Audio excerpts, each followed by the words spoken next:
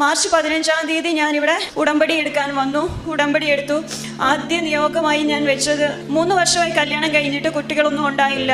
എപ്പോഴും ഈ അസുഖവും ബുദ്ധിമുട്ടും ഹോസ്പിറ്റൽ ജീവിതവുമായിട്ട് ഞാൻ മുന്നോട്ട് പോയിക്കൊണ്ടിരിക്കുമായിരുന്നു. അപ്പം ഞാൻ ആദ്യ ഉടമ്പടി വെച്ചിരുന്ന അമ്മ, എനിക്ക് ആരോഗ്യത്തോടുള്ള ഒരു കുഞ്ഞിനെ നീ എനിക്ക് തരണേ എന്ന് പറഞ്ഞാൽ ഞാൻ ആദ്യം ഉടമ്പടി വെച്ചിരുന്നത്. പരിശുദ്ധ അമ്മ എനിക്കത് സാധിച്ചു തന്നു.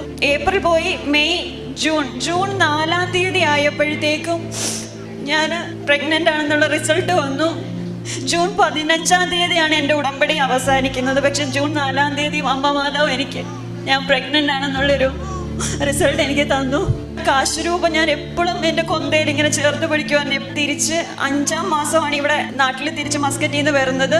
വന്ന് ഞാൻ ഫ്ലൈറ്റ് ഇറങ്ങി നേരെ ഇവിടെ വന്ന് മാതാവിനെ കണ്ടിട്ടാണ് ഞാൻ വീട്ടിലോട്ട് പോയത്. ഇവിടെ മാതാവിൻ്റെ അടുത്ത് 1000 നന്ദി പറഞ്ഞിട്ട് ഞാൻ തിരിച്ച് എൻ്റെ വീട്ടിലോട്ട് പോകുന്നത്. എങ്ങനെ അമ്മയുടെ അടുത്ത് നന്ദി പറഞ്ഞാലും തീരത്തില്ല.